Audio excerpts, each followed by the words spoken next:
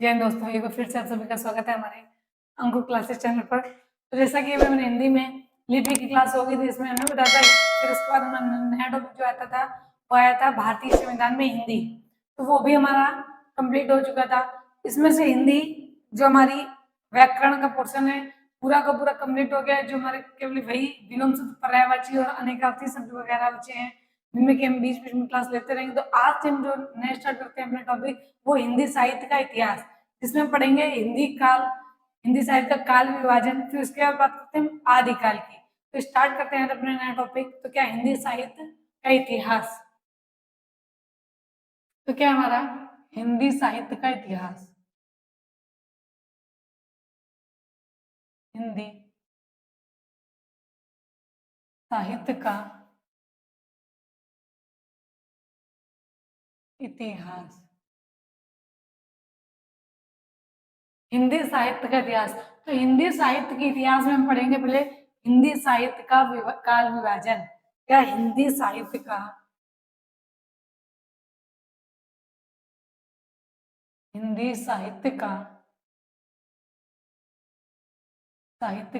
काल विभाजन, हिंदी साहित्य का काल विभाजन।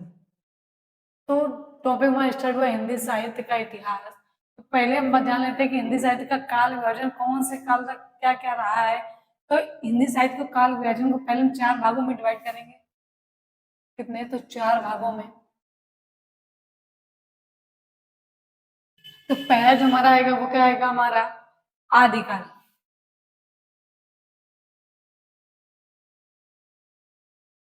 आदिकाल जिसे वीर गाथा काल भी कहा जाता है। तो इसका वीर गाथा काल,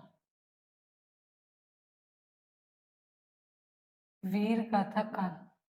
इसका समय क्या है? तो ये 650 ईस्वी से 650 ईस्वी से 1350 ईस्वी तक, 650 ईस्वी से 1350 ईस्वी तक। जब दूसरा आता है वो कौन सा काल आता है? वो हमारा आता है पूर्व मध्यकाल। क्या? पूर्व मध्यकाल, जिसे हम लोग भक्ति काल भी कहते हैं। क्या? भक्ति काल, जिसे हम लोग क्या कहते हैं? भक्ति काल। इसका टाइम पीरियड क्या है? तो इसका 1350 ईस्वी से सन 1650 ईस्वी तक। कब से कब तक? 1350 ईस्वी से 1650 ईस्वी तक। इसके बाद बात करते हैं किसकी? तो उत्तर मध्यकाल की। क्या था? उत्तर मध्यकाल, उत्तर मध्यकाल। तो उत्तर मध्यकाल, इसे और क्या कहा जाता है? तो उत्तर मध्यकाल को रीतिकाल भी कहते हैं। क्या कहते हैं? रीतिकाल। इसका टाइम पीरियड क्या है? इसका समय क्या है? रीतिकाल। ये 1650 ईस्वी से सन 1850 ईस्वी तक। और जो चौथे नंबर पे आता है वो हमारा क्या आता है? आधुनिक काल। आधुनिक काल, आधुनिक काल का टाइम पीरियड तो सन 1850 ईस्वी से अब तक का जो समय है वो किसमें आएगा? वो हमारा आएगा आधुनिक काल में। तो आया इतना समझ आया होगा कि हिंदी साहित्य का काल विभाजन क्या है। पहले हमारा आदिकाल, जिसे वीर गाथा काल भी कहा जाता है, तो सन 650 से 1350 ईस्वी तक चला। फिर आता पूर्व मध्य काल, जो कि जिसे हम भक्ति काल भी कहते हैं। ये कब से कब तक चला? तो ये 1350 ईस्वी से सन 1650 ईस्वी तक। फिर बात करते हैं उत्तर मध्य काल की, जो कि जिसे रीतिकाल भी कहते हैं। तो उत्तर मध्य काल में क्या? रीतिकाल 1650 ईस्वी से सन 1850 ईस्वी तक। लास्ट में जो हमारा आता है आधुनिक काल, जो हमारा चल रहा है। क्या जो हमारा चल रहा है वो आधुनिक काल कब से कब तक? 1850 ईस्वी तक, अब तक का। अब तक का जो समय है वो हमारा क्या है? आधुनिक काल के अंतर्गत आएगा। अब हम बात करते हैं किसकी? आदिकालीन में वीर गाथा काल को 3 भागों में डिवाइड किया गया है। कितने? तो 3 भागों में डिवाइड किया गया है। पहला जो आता है वो क्या आता है? सिद्ध साहित्य, सिद्ध साहित्य। इसके बाद फिर आता है नाथ साहित्य, नाथ साहित्य।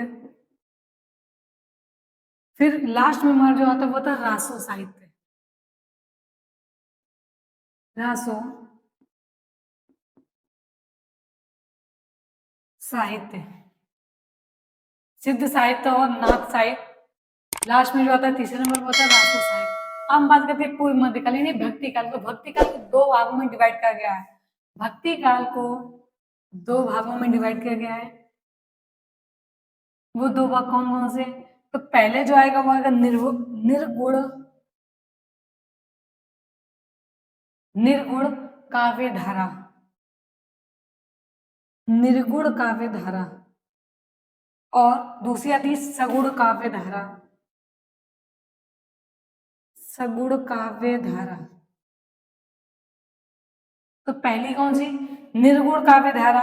और दूसरा जो आता है वो था सगुण काव्य धारा। अब हम बात करते हैं निर्गुण काव्य धारा को कितने भागों में डिवाइड किया गया है। तो निर्गुण काव्य धारा को दो भागों में। वो कौन कौन सी है जो हमें पढ़नी है? तो पहली आती ज्ञानाश्रय शाखा। क्या? ज्ञानाश्रय शाखा। ज्ञानाश्रय शाखा। दूसरी जो आती है वो आती प्रेमाश्रय। कौन सी? प्रेमाश्रय शाखा। ज्ञानाश्रय शाखा में किसको पढ़ेंगे? वो होता है ज्ञानाश्रय शाखा बोले बोले संत काव्य। क्या? संत काव्य। प्रेमाश्रय शाखा में पढ़ेंगे सूफी काव्य को। जैसे सूफी काव्य। तो निर्गुण काव्य धारा को दो भागों में डिवाइड किया गया है। पहली आती है ज्ञानाश्रय शाखा यानी संत काव्य। दूसरी आती है प्रेमाश्रय शाखा जिसे बोलते हैं सूफी काव्य। अब बात करते हैं सगुण काव्य धारा की। तो सभी सगुण काव्य धारा को भी दो भागों में डिवाइड किया गया है। पहली कौन सी आती है? पहली आती है कृष्णाश्रय शाखा। कृष्णाश्रय शाखा। जो दूसरी आती है वो होती है रामाश्रय शाखा। दूसरी कौन सी आती है? वो होती है रामाश्रय शाखा।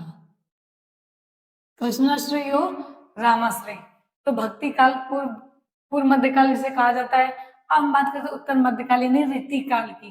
तो रीति काल को दो भागों में डिवाइड किया गया है। रीति काल को दो भागों में डिवाइड किया गया है। वो कौन कौन से हैं? तो पहला जो आता है वो था रीतिबद्ध। क्या? रीतिबद्ध कवि।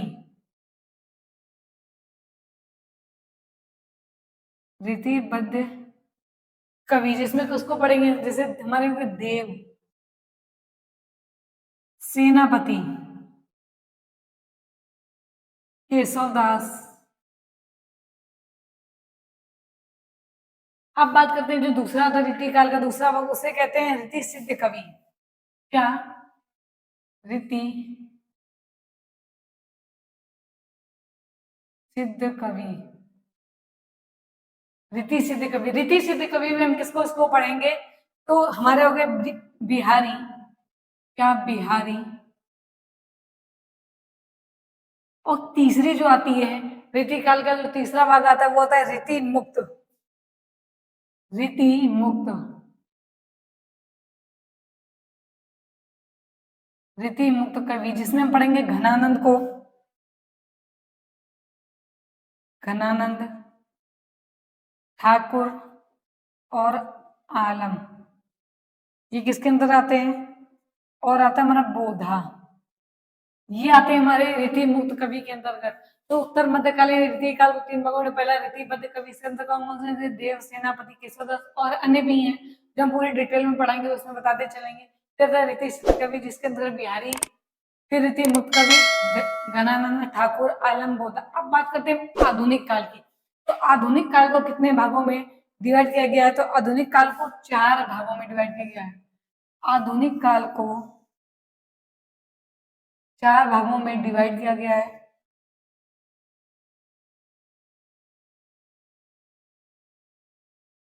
वो कौन कौन से हैं चार भाग वो भी देखते हैं। तो आधुनिक काल को पहला जो हमारा आता है वो आता है भारतेंदु युग। क्या आता है? भारतेंदु युग। ये कब से कब तक रहा है भारतेंदु युग? तो ये 1850 से 1900 ईस्वी तक। भारतेंदु युग कब से कब तक चला? तो सन 1850 से 1900 तक। फिर बात करते हैं द्विवेदी युग की। द्विवेदी युग, द्विवेदी युग हमारा जो चला है वो है सन 1900 से 1920 ईस्वी तक। फिर जो हमारा तीसरा आता है वो छायावादी युग। क्या आता है? छायावादी युग। छायावादी युग ये कब से कब तक चला है? तो ये सन 1920 ईस्वी से सन 1936 ईस्वी तक। 1920 ईस्वी से सन 1936 ईस्वी तक। अब बात करते हैं छायोत्तर युग की। छायावादोत्तर युग, छायावादोत्तर युग ये कब से कब तक आया? तो ये सन 1936 ईस्वी के बाद का समय है। 1936 ईस्वी के बाद का समय है। कौन सा? छायावादोत्तर युग। तो एक बार फिर से रिवाइज कर लेते हैं। हमारा जो टॉपिक स्टार्ट हुआ था वो था हिंदी साहित्य का इतिहास। तो हिंदी साहित्य का इतिहास कहाँ से स्टार्ट होता है? तो हिंदी साहित्य का काल विभाजन पहले जानेंगे, तभी तो आगे स्टार्ट करेंगे कि कब से कब तक कौन सा काल रहा है। तो हिंदी साहित्य काल विभाजन को हमने 4 भागों में डिवाइड किया। पहला जो आता है वो आदिकाल यानी वीर गाथा काल, जिसका टाइम पीरियड सन 650 ईस्वी से सन 1350 ईस्वी तक रहा है। फिर हम बात करें जो दूसरा काल होता है पूर्व मध्यकाल। इसे कहते हैं पूर्व मध्यकाल। इसके अंतर्गत आता है भक्ति काल, जिसका समय 1350 ईस्वी से सन 1650 ईस्वी तक। फिर बात करते हैं उत्तर मध्यकाल की, जिसे रीति काल भी कहा गया है। इसे 1650 ईस्वी से सन 1850 ईस्वी तक। फिर बात करते हैं आधुनिक काल। जो हमारा चल रहा है समय वो क्या? आधुनिक काल है। 1850 ईस्वी से अब तक का जो समय है वो क्या? आधुनिक काल के अंतर्गत आएगा। फिर हम बात करते हैं आदिकाल यानी वीर गाथा काल की। तो वीर गाथा काल को 3 भागों में डिवाइड किया। कौन कौन सा? रासो, सिद्ध साहित्य, नाथ साहित्य और रासो साहित्य। सिद्ध साहित्य, नाथ साहित्य और रासो साहित्य। फिर हम बात कर रहे हैं पूर्व मध्य यानी भक्ति काल को। तो भक्ति काल को हमने 2 भागों में डिवाइड किया। कौन कौन सा? निर्गुण काव्य धारा और सगुण काव्य धारा। निर्गुण काव्य धारा के अंतर्गत हमको पढ़ना है ज्ञानाश्रय शाखा, जिसमें संत काव्य, और दूसरी आती है प्रेमाश्रय शाखा, जिसमें कि सूफी काव्य।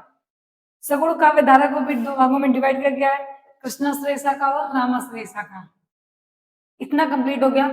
फिर बात करते हैं उत्तर मध्यकाल यानी रीति काल की, जिसका टाइम पीरियड है सन 1650 ईस्वी से सन 1850 ईस्वी तक।